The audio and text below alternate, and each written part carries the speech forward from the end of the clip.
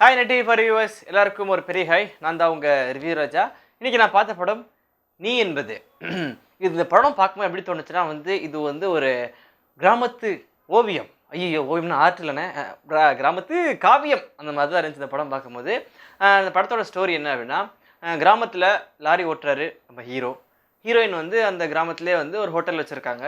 So இவங்க 2 பேருக்கு love வந்துடுது. எப்பயுமே ஒரு படத்தில் லவ் வந்துச்சுன்னா ஹீரோயினுக்கு ஹீரோ மேலே வரும். ஆனால் அந்த லவ்லேயே ஒரு பெரிய எதிரியாக ஒரு வில்லன் வருவார். அதே மாதிரி ஒரு வில்லன் வராரு.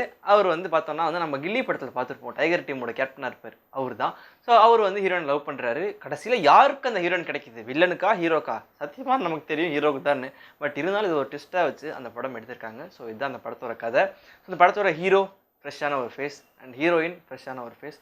ஒரு நல்ல அட்டெம்ப்ட் அவங்களுக்கு. ஆனால் நல்ல படம் அப்படின்னு சொல்லிட்டு. அண்ட் அந்த படத்தோட பெரிய ப்ளஸ் என்னென்னா மியூசிக். யார் பண்ணியிருக்காங்கன்னு பார்த்தீங்கன்னா ரவி கே மேனன். என்ன நித்யா மேனன் மாதிரி வருது இல்லை, அவர் வேறு, இவங்க வேறு.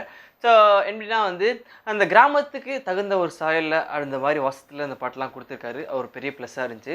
அடுத்து சினிமோட்டோகிராஃபி என்னென்னா கிளியாரிட்டியே அப்படி மிஸ் ஆன மாதிரியே இருந்துச்சு. என்ன தான் சாதாரண ஒரு கேமரா இருந்தாலும் காமிக்கிற வியூவில் கிளியாரிட்டியாக காமிக்கலாம். பட் கிளியாரிட்டியாக காமிக்காதது ஒரு மைனஸாக தோணுச்சு எனக்கு. அடுத்த வயசு பார்க்கணுன்னா இந்த படத்தில் அந்த ஆர்டிஸ்ட் கரெக்டாக இருந்தாங்க எல்லோரும். ஆனால் ஃப்ரெஷ்ஷான ஃபேஸ் இல்லாமல் இருந்திருக்கலாம். முக்கியமாக இதில் ஒரு சொல்லக்கூடிய ஒரு ஆர்டிஸ்ட்னால் பாண்டி. அவரோட காமெடி செம்மையாக ஒர்க் அவுட் ஆகிருக்குது, நல்லா பண்ணிகிட்ருக்காரு.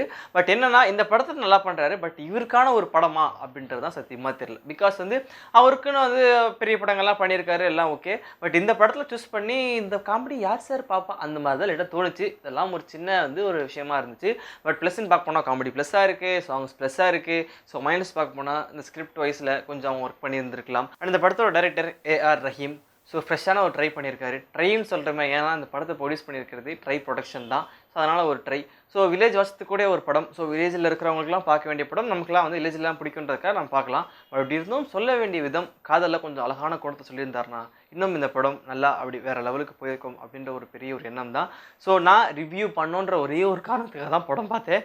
அப்படி இல்லைனா நான் பார்த்துருக்கலானே தெரில. ஸோ அப்படி இருந்தாலும் ஸோ நீங்கள் போங்க, நீங்கள் போய் படம் பார்த்துட்டு அந்த படம் எப்படி இருக்குன்னு சொல்லுங்கள். ஸோ ஆஸ் யூஷுவல் தான், சப்ஸ்கிரைப் பண்ணிடுங்க, லைக் பண்ணிடுங்க, அது கீழே கமெண்ட் ஒன்று இருக்கும், கமெண்ட் பண்ணுங்கள். படம் பார்க்குறவங்க படம் பார்த்துட்டு கமெண்ட் பண்ணுங்கள். நன்றி.